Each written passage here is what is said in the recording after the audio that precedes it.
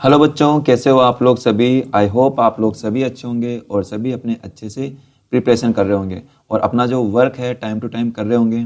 ठीक है, तो बच्चों आज जो लेक्चर है हमारा यह है लेक्चर नंबर 3 है, जिसके अंदर अपन काफ़ी कुछ डिस्कस करने वाले हैं। ठीक है, इससे पहले बच्चों हम ये जान चुके हैं कि जो फोर्स होता है वो क्या होता है, और फोर्स जो कि एक टाइप का पुश और पुल होता है, ये हमने अच्छे से डिस्कस किया बच्चों।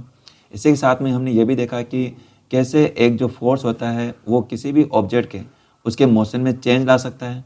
ठीक है, वो रेस्ट से उसको मोशन में ला सकता है या फिर उसको मोशन से रेस्ट में ला सकता है। तो ये हम डिस्कस कर चुके हैं बच्चों।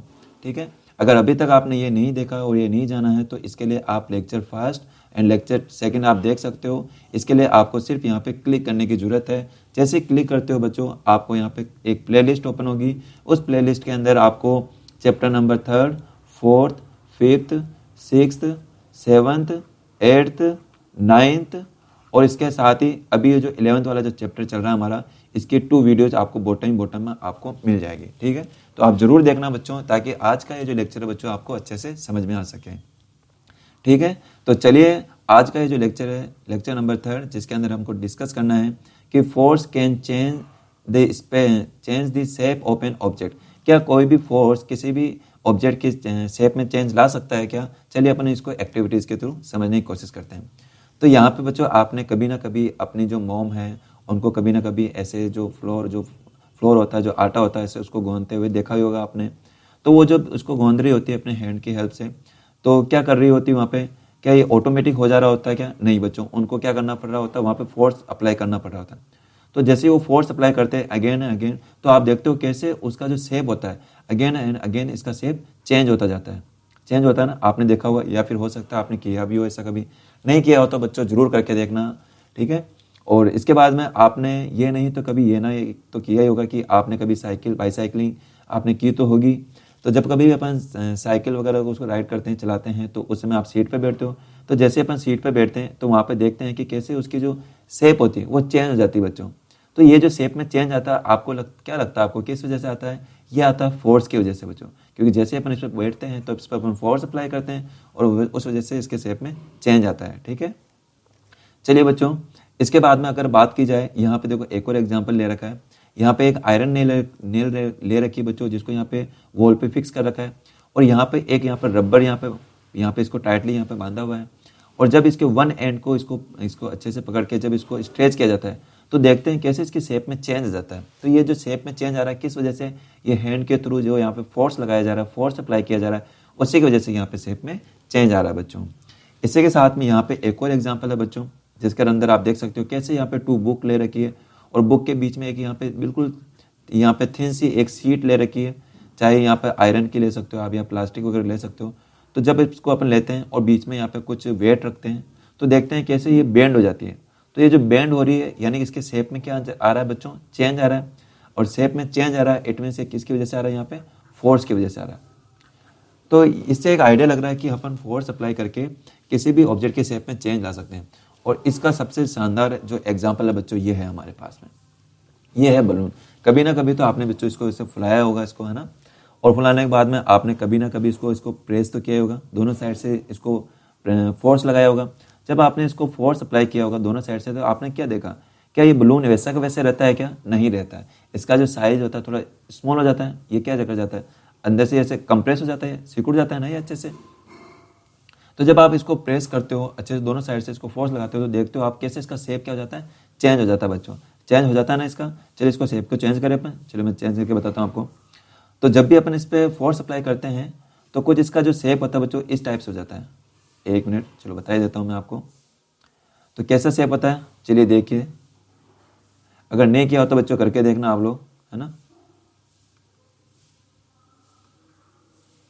चलो एक मिनट।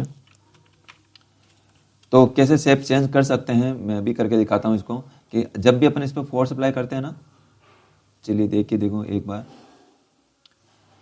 थोड़ा ज़्यादा नहीं तो कम से कम वैसा तो ला ही सकते हैं अपन। यस बच्चों, अगर आपने कभी देखा होगा तो इसका जो शेप है कुछ इस टाइप से इसका शेप हो गया होगा। हुआ है क्या कभी आपने जब इसको प्रेशर इसको दोनों साइड से जब आपने इस पर फोर्स लगाया होगा तो कुछ ऐसा इसका शेप हो गया होगा। तो जब इसका शेप ऐसे चेंज हो रहा है तो क्या ना, क्यों चेंज हो रहा है इसका शेप? ये चेंज हो रहा है बच्चों फोर्स की वजह से। जो आप दोनों एंड से फोर्स लगाते हो ना, इसी फोर्स की वजह से इसका शेप होता है वो चेंज हो जाता है। यानी कि हम कह सकते हैं कि किसी भी ऑब्जेक्ट पे फोर्स अप्लाई करके उसके शेप में चेंज लाया जा सकता है। तो ये बच्चों जो इसकी हेडिंग थी ये यहाँ पे इसकी वेरीफाई हो गई। ठीक है, चलिए अब इसके बाद में देखो बच्चों, अपने काफ़ी कुछ सीखा है फोर्स के बारे में। तो अब यहाँ पे इनको फोर्स क्या क्या कर सकता है, तो उनको पॉइंट के थ्रू यहाँ पे वापस एक्सप्लेन किया गया है यहाँ पे, है ना। एक पॉइंट में क्या क्या कर सकता है, फोर्स की क्या क्या प्रॉपर्टी होती है वो यहाँ पे बताई गई है बच्चों। तो सबसे पहली प्रॉपर्टी है फर्स्ट नंबर पर बच्चों, जिसके अंदर क्या बोला जाता है कि जो फोर्स होता है, फोर्स में make an object move from rest, कि कोई भी जो फोर्स होता है वो किसी भी ऑब्जेक्ट को रेस्ट से मूव करा सकता है। ये तो अपन अच्छे से जानते हैं बच्चों, इसमें अपन कई सारे एग्जांपल लेकर भी समझे कि अगर अपन कोई बॉल लेते हैं, कि मैं यहाँ पे क्या लेता हूँ, ये बॉल ली मैंने, ठीक है। अब ये जो बॉल है, इसके बॉल को, ये जो बॉल अभी रेस्ट में है, किसमें बच्चों, रेस्ट में। अब मैं चाहता हूँ कि इसकी रेस्ट से इसको मोशन में लाना चाहता हूँ, इसको मूव कराना चाहता हूँ। क्या कराना चाहता हूँ बच्चों, मूव कराना चाहता हूँ। तो क्या ऑटोमेटिक मूव हो जाएगी क्या बच्चों? नहीं होगी ऑटोमेटिक मूव। तो इसके लिए क्या करना पड़ेगा, आपको इस साइड से फोर्स अप्लाई करना पड़ेगा। ठीक है, अगर मैं यहाँ से फोर्स अप्लाई करता हूँ, चाहे मैं इसको पुश करूँ या फिर इसको किक करूँ, तो जैसे इसको फोर्स लगाया जाता है, फोर्स अप्लाई किया जाता है, तो अब ये जो बॉल होती है वो रेस्ट से किस में आ जाती है, मोशन में आ जाती है। मोशन में आ जाती है ना। तो इट मीन्स ये जो हमारा फर्स्ट जो इसकी प्रॉपर्टी है वो यहाँ पे वेरीफाई है। सेकंड बच्चों, ये प्रॉपर्टी बताता है कि फोर्स में change the speed of an object if it is moving. अगर कोई ऑब्जेक्ट यह मूव कर रहा है, जैसे ये बॉल है, अगर यहाँ पे ये बॉल है, अब ये पहले से मूव कर रही है यहाँ पे, ठीक है, आपने कुछ ना कुछ यहाँ पे फोर्स अप्लाई किया, पहले फोर्स अप्लाई किया, फोर्स अप्लाई करने के बाद में अब ये मोशन में आ गई। ठीक है, अब ये क्या कर रही है, यहाँ पे मूव कर रही है, मोशन कर रही है। अब मोशन भी किसी ना किसी स्पीड से कर रही होगी। अब मैं चाहता हूँ बच्चों इसकी स्पीड इंक्रीज हो जाए, इसकी स्पीड बढ़ जाए, या तो इंक्रीज हो जाए या फिर डिक्रीज हो जाए। तो आपको क्या करना पड़ेगा, अगर आपको स्पीड को इसको बढ़ाना है इसकी बॉल को, तो आपको यहाँ पर अलग से एक और फोर्स लगाना पड़ेगा, यहाँ पे एक्सटर्नल फोर्स अप्लाई करना पड़ेगा। तो जैसे ही आप यहाँ पे और फोर्स अप्लाई करते हो, तो अब इस बॉल की स्पीड क्या हो जाएगी, चेंज हो जाएगी। चेंज हो रही ना बच्चों यहाँ पे। तो यानी कि हम कह सकते हैं कि अगर आपको बॉल की स्पीड को चेंज करनी है तो आपको फोर्स अप्लाई करना पड़ेगा, वो भी किस डायरेक्शन में, जिस डायरेक्शन में बॉल जा रही है उसी डायरेक्शन में फोर्स अप्लाई करना पड़ेगा। यानी इस डायरेक्शन में आपको फोर्स अप्लाई करना पड़ेगा। और मैं चाहता हूँ कि बच्चों इस बॉल की स्पीड कम हो जाए, या फिर ये बॉल क्या कर जाए, रुक जाए। तो अब आपको क्या करना पड़ेगा, इस डायरेक्शन में आना पड़ेगा, इस डायरेक्शन में आकर फोर्स अप्लाई करना पड़ेगा। तो बॉल आ रही है इस डायरेक्शन में, और इस डायरेक्शन में आकर अगर आप फोर्स अप्लाई करते हो इसको, तो इस केस में क्या होगा, ये बॉल की स्पीड क्या होगी, कम होगी, और इवन एक टाइम आकर ये क्या हो जाएगी, ये रुक जाएगी, इस जगह आकर रुक जाएगी। ठीक है, तो इससे हम समझ सकते हैं कि जो फोर्स अप्लाई करके हम किसी भी ऑब्जेक्ट की उसके जो मोशन है उसमें अपन क्या करते हैं, उसकी स्पीड में चेंज ला सकते हैं, उसकी स्पीड को इंक्रीज और डिक्रीज कर सकते हैं। इसके बाद में आता है थर्ड इंपॉर्टेंट टॉपिक पॉइंट है बच्चों, फोर्स में change the direction of motion of an object. ठीक है, कि कोई भी जो फोर्स है वो किसी भी ऑब्जेक्ट की उसके मोशन की डायरेक्शन में चेंज ला सकता है। कैसे ला सकता है, चलिए मैं इसको आपको एक एग्जाम्पल के थ्रू समझाने की कोशिश करता हूँ। ठीक है, समझने की कोशिश करना बच्चों। चलिए, तो इसके लिए बच्चों हम क्या करते हैं कि एक बॉल लेते हैं, कि हमारा सबसे बढ़िया एग्जाम्पल बॉल ही होता है बच्चों, ये बॉल। ठीक है, तो ले बॉल अपन, ये ली मैंने बॉल। तो अब ये जो बॉल है बच्चों, इसको हम क्या कर रहे हैं, थ्रो करेंगे। ठीक है, ये जो बॉल है इस बॉल को थ्रो किया जाएगा, ये बॉल है ना। अब इस बॉल को थ्रो करना है, थ्रो भी कहाँ पे करना है, कि ये मैं समझता हूँ कि यहाँ पे अपन क्या लेते हैं, एक चलो एक वॉल ले लेते हैं अपन, दीवार लेते हैं ना, ये चलो ठीक है। तो बच्चों मैंने क्या की, यहाँ पे एक वॉल ली, ये वॉल ये रही, ठीक है, ये वॉल है, और इस वॉल के ऊपर अपन को बॉल को थ्रो करना है। तो वॉल को अपन बता देता हूँ मैं, वो वॉल अच्छे से, ये वॉल है। ठीक है, ठीक है, ये वॉल है बच्चों, ध्यान रखना। ठीक है, तो इस बात का आपको ध्यान रखना है, क्या है, ये वॉल है। तो इस वॉल के ऊपर बच्चों हमको क्या करना है, बॉल को थ्रो करना है। तो ये बॉल है, अब बॉल भी कैसे थ्रो करोगे, आप ऊपर से थ्रो कर रहे हो। ठीक है, ऊपर से थ्रो कर रहे हो नीचे की ओर, इस डायरेक्शन में थ्रो कर रहे हो। तो जैसे बॉल को आप, अच्छा इसको थ्रो करना है, तो थ्रो करने के लिए भी आपको क्या करना पड़ेगा, यहाँ पे फोर्स अप्लाई करना पड़ेगा आपको। ठीक है, फोर्स, अपनी ताकत लगानी पड़ेगी आपको। तो जैसे आप हैंड की हेल्प से आप इसको बॉल को थ्रो करते हो, तो उस केस में बॉल क्या करेगी, आगे की ओर मूव करेगी, नीचे की ओर आएगी यहाँ पे। तो सपोज करते हैं कि अब ये बॉल कहाँ पर आ गई, इस पोजिशन में आ गई, तो और आगे चलती जाएगी। तो अब ये देखते हैं कि अब ये कहाँ पर आ गई, इस पोजिशन में आ गई, और आगे चली जा रही है, ये इस पोजिशन में आ गई। अब इसके बाद में क्या आएगी, इसके कॉन्टेक्ट में आएगी, ये कॉन्टेक्ट में आ गई। अब देखोगे बच्चों, यहाँ पे ये जो वॉल है ये वॉल तो यहाँ पे फिक्स है, यहाँ पे ये जो वॉल है हमारी, ये वॉल तो यहाँ पे फिक्स है ना यहाँ पे। ऐसा थोड़ी ना कि बॉल यहाँ पे आएगी और ये वॉल ही क्या हो जाएगी, यहाँ पे टूट जाएगी, ऐसा था नहीं। और ऐसा भी नहीं कि बॉल जैसे इस पे आएगी तो इसमें से क्रॉस कर जाएगी, ऐसा भी नहीं। तो ये बॉल चूंकि यहाँ पे फिक्स है, तो जैसे ही बॉल इस पे आकर इस पे टकराती है, इस पे कोलाइड करती है, तो उस केस में अब बॉल क्या करेगी, वापस क्या करेगी, इसी डायरेक्शन में आ जाएगी। अपनी यहाँ पे क्या होगी, जिस डायरेक्शन आ रही थी, अब ये बॉल कुछ इस डायरेक्शन में यहाँ पे ट्रांसफर हो जाएगी, इधर मूव कर जाएगी यहाँ पे, है ना, इस डायरेक्शन में जाएगी बॉल। अब ऐसे तो होगा बच्चों, ये इस डायरेक्शन में। तो अब अपन सपोज करते हैं कि ये जो बॉल है कहाँ पर आ गई, इस पोजीशन पर आ गई। तो देखा बच्चों आपने कैसे कि जहां पहले बॉल यहां से आपने थ्रो की थी, मोशन किया, यहां से थ्रो की, तो बॉल यहां से आ रही, अभी देखो इसकी डायरेक्शन किस डायरेक्शन, इस डायरेक्शन। लेकिन जैसे यह बॉल पे टकराती है, वॉल पे टकराती है, तो उस केस में ये जो वॉल होती है बच्चों, ये क्या करती है, इस बॉल पे फोर्स लगाती है। क्या लगाती है बच्चों, फोर्स। और जैसे इस बॉल पे फोर्स लगाती है, तो अब ये जो बॉल है, इस बॉल की यहाँ पर डायरेक्शन चेंज हो जाती है। तो बॉल जहाँ पे पहले इस डायरेक्शन में आ रही थी, अभी इस डायरेक्शन में मूव करने लग जाती है, और फाइनली ये इस पोजिशन पर आ जाती है। तो देखा बच्चों कैसे ये जो बॉल थी, इसने फोर्स लगा के इसकी बॉल की डायरेक्शन को चेंज कर लिया।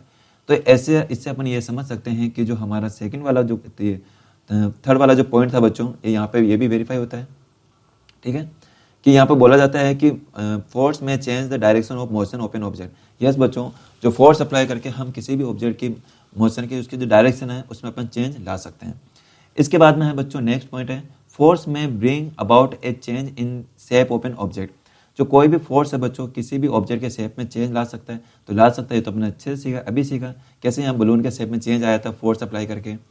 इसके बाद में देखो बच्चों आगे क्या कहता है, फोर्स में कोस हम क्या कहता है कि फोर्स क्या कर सकता है, इसमें से कुछ भी हो सकता है। अगर अपन फोर्स अप्लाई करते हैं तो इसमें से कोई सी भी एक्टिविटी हो सकता है वो रेस्ट से मोशन में आ जाए, हो सकता है उसकी स्पीड इंक्रीज हो सकता है कि वो अपनी डायरेक्शन चेंज कर ले, या फिर हो सकता है कि वो शेप चेंज कर ले, या फिर हो सकता है कि बच्चों ये सारा हो उसके अंदर, ये सारे इफेक्ट दिखे इसे उसके अंदर, ठीक है।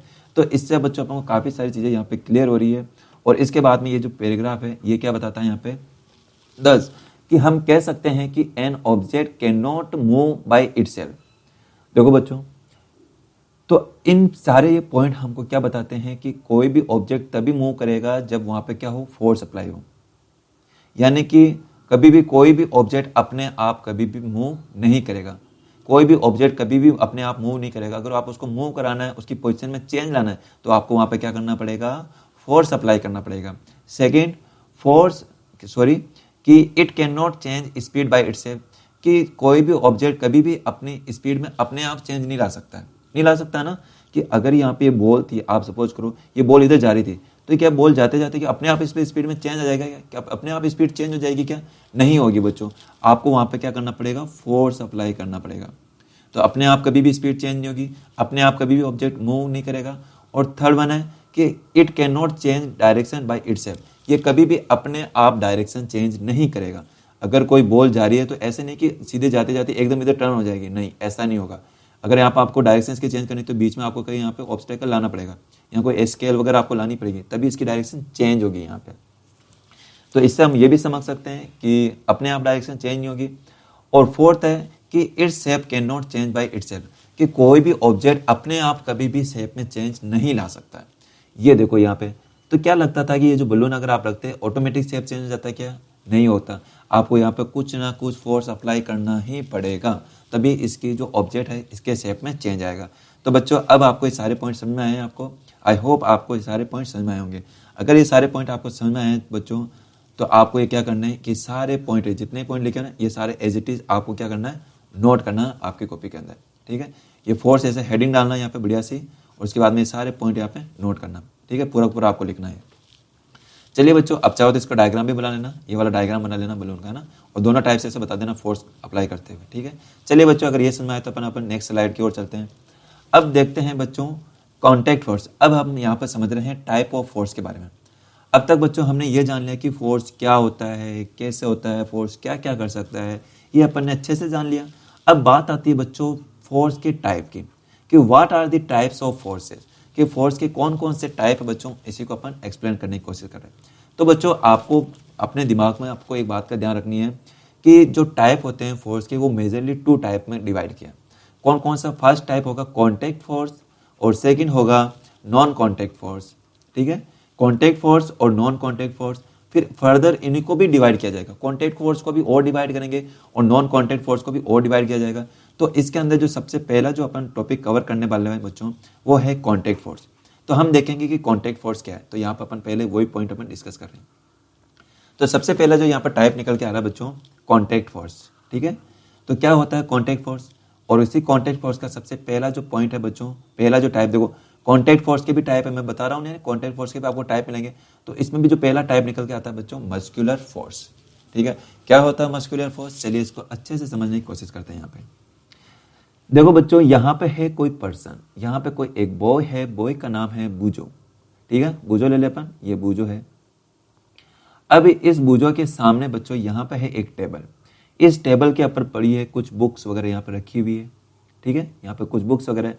अब ये मुस्कुरा रहा है, हंस रहा है, देख रहा है, ये सोच रहा है कि यार काश काश मैं क्या करता, जादू, कुछ जादू, अगर यहाँ पे कुछ जादू मैजिक वगैरह करता, ये बुक सारी की सारी यहाँ से उठती और मेरे हाथों में आ जाती। क्या बच्चों ऐसा है क्या, ऐसा हो सकता है क्या? हाँ, ये सोच सकता है, आप भी सोचते होगे, कभी ना कभी आपने भी सोचा होगा, बुक देखिए, काश यार यहाँ पे बैठे बैठे इस बुक को मैं उठा लेता, सीधी उठ के मेरे हाथों में आ जाती। सीधा ऐसा सोचते हैं ना अपन, क्या ये पॉसिबल है क्या? नहीं। आपको अगर ये चाहते हो कि बुक यहाँ से उठे और आपके हाथ में आए, या फिर आप इस बुक को ऊपर लिफ्ट करना चाहते हो, तो आपको जरूरत पड़ेगी बच्चों, इनके पास आना ही पड़ेगा, किसी ना किसी हाल में आना ही पड़ेगा यहाँ पे। अब आप सोचोगे क्या सर ये बुक मेरे पास आ जाए तो बुक, हमको ये भी मालूम है, अभी जस्ट आपने डिस्कस किया था कि कोई भी ऑब्जेक्ट, इन बुक को आप ऑब्जेक्ट मान लो, तो कोई भी बुक, कोई भी ऑब्जेक्ट, चाहे वो बुक हो, कोई भी थिंग हो, क्या वो अपने आप थोड़ी पोजीशन चेंज करेगी? ये बुक अपने आप आ जाएगी क्या? नहीं आएगी बच्चों। मैंने बताया कि कोई भी ऑब्जेक्ट कभी भी अपने आप इटसेल्फ ये अपनी पोजीशन में चेंज नहीं ला सकता, ये कभी भी मूव नहीं कर सकता। अगर इसको मूव कराना है तो आपको क्या जरूरत पड़ेगी? हमारे प्यारे से फोर्स की जरूरत पड़ेगी।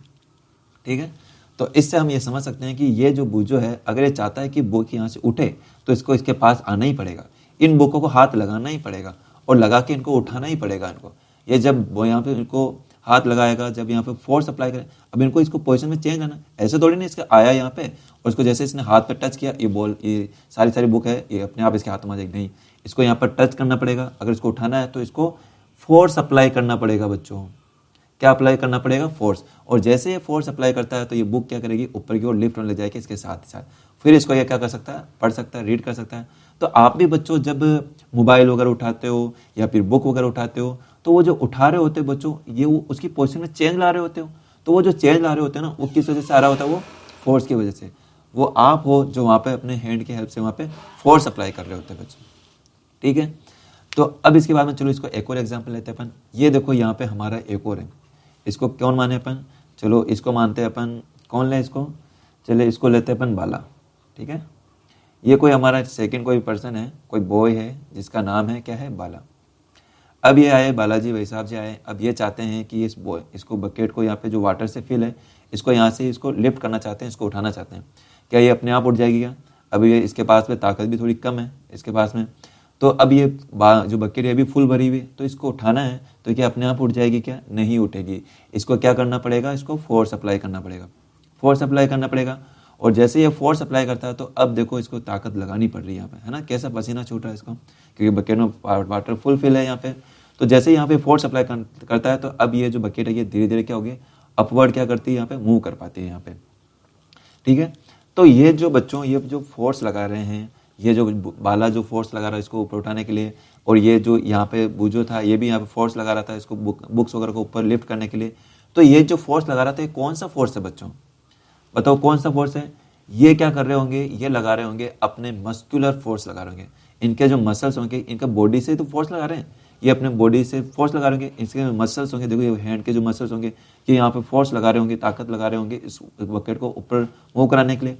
ऐसे ये बूझो अगर इसको उठाना है तो इसको भी क्या करना पड़ेगा? अपनी मस्कुलर पावर लगानी पड़ेगी, यहाँ पे फोर्स लगाना पड़ेगा। तो ये जो फोर्स अप्लाई करेंगे बच्चों, इस फोर्स को बोला जाएगा मस्कुलर फोर्स। यानी कि आप अपनी बॉडी से बच्चों जब भी किसी ऑब्जेक्ट को मूव कराते हो, उसको लिफ्ट करते हो, तो वो जो फोर्स अप्लाई कर रहे होते हैं बच्चों, वो कौन सा फोर्स होता है? मस्कुलर फोर्स होता है। कौन सा फोर्स होगा? मस्कुलर फोर्स होगा। यह है फर्स्ट टाइप।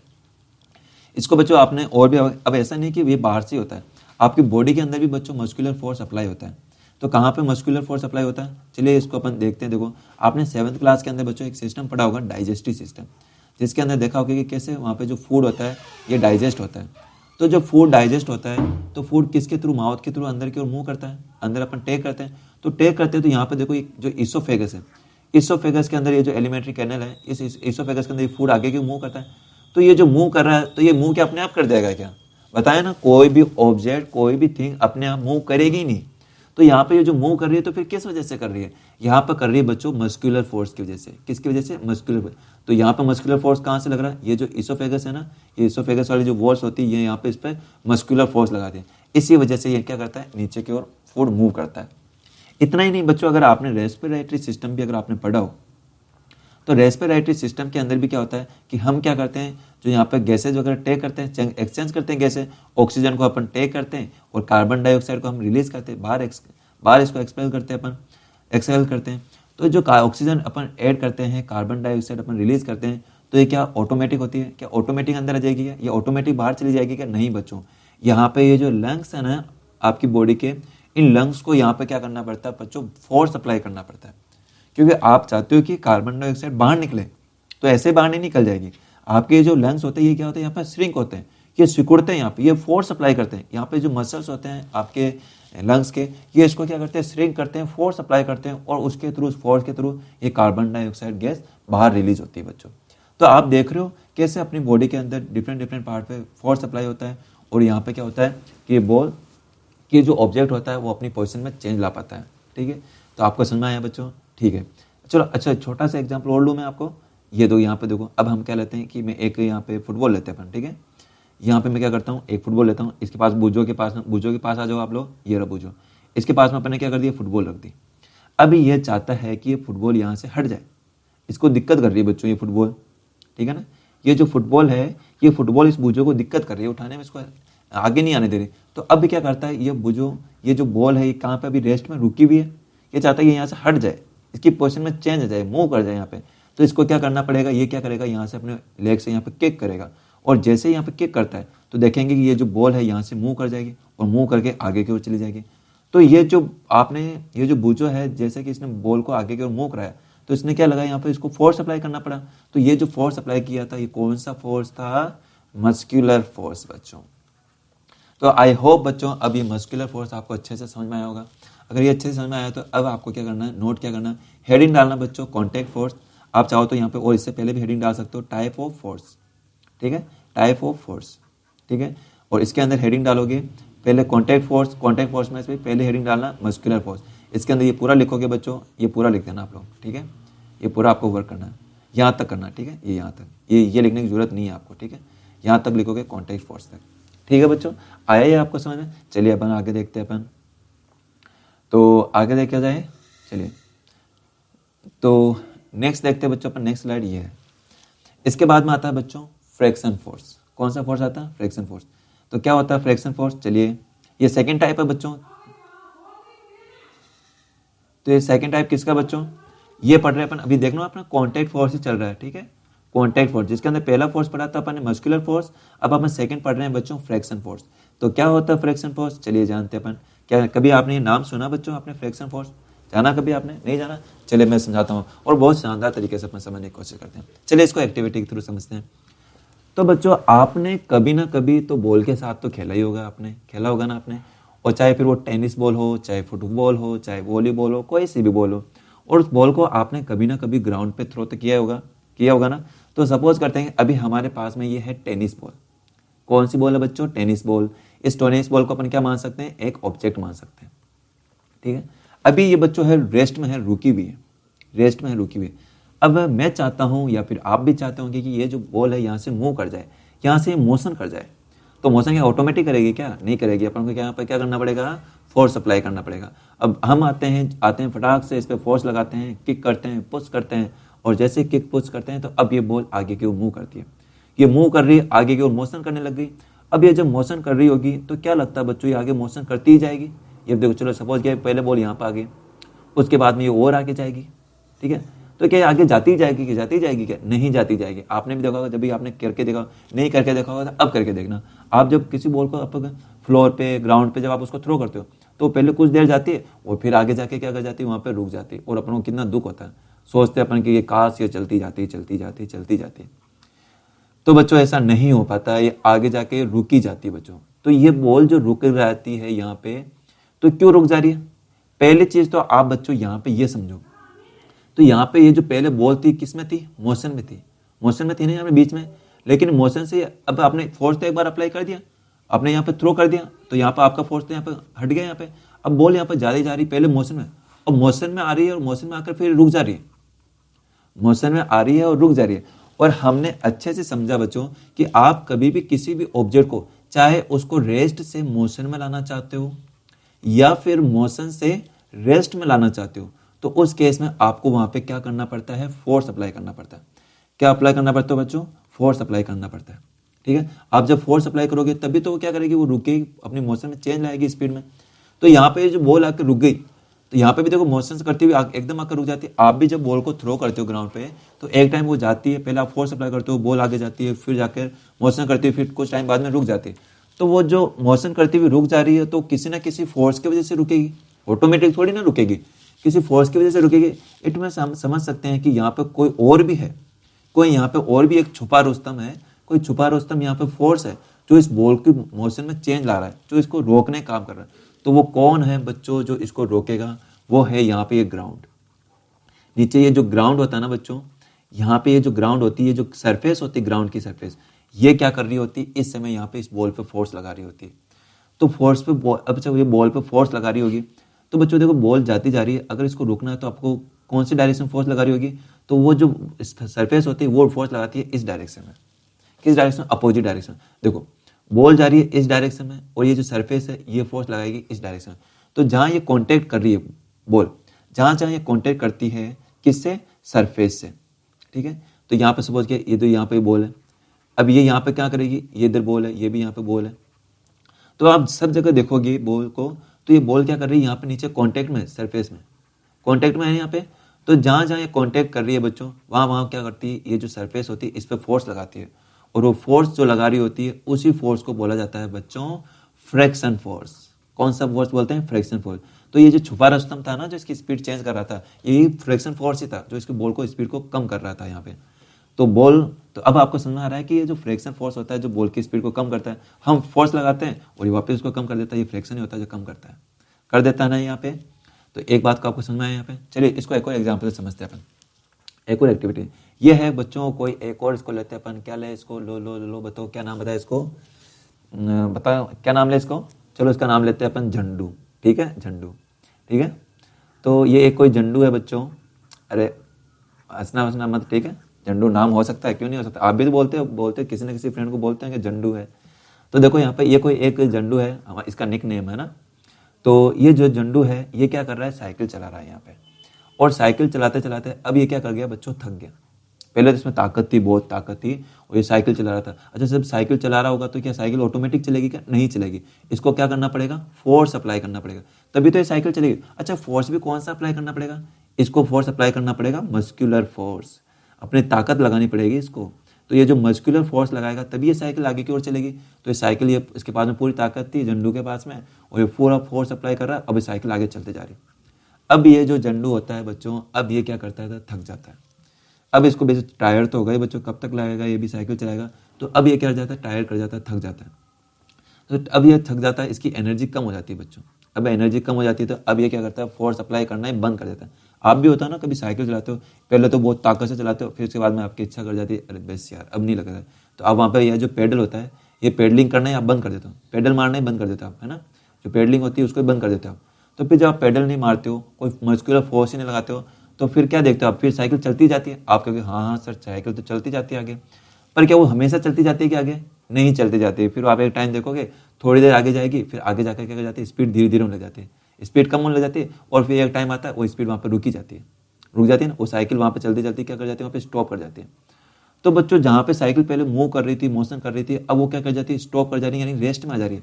तो वो रेस्ट में क्यों आ जा रही है? कोई होगा जो इसको रेस्ट में ला रहा होगा। कौन ला रहा होगा? वो ला रहा होगा यहाँ पे ये जो सरफेस होगी, जो लैंड की, जो ग्राउंड की जो सरफेस होगी, ये इसको रेस्ट में लाती है।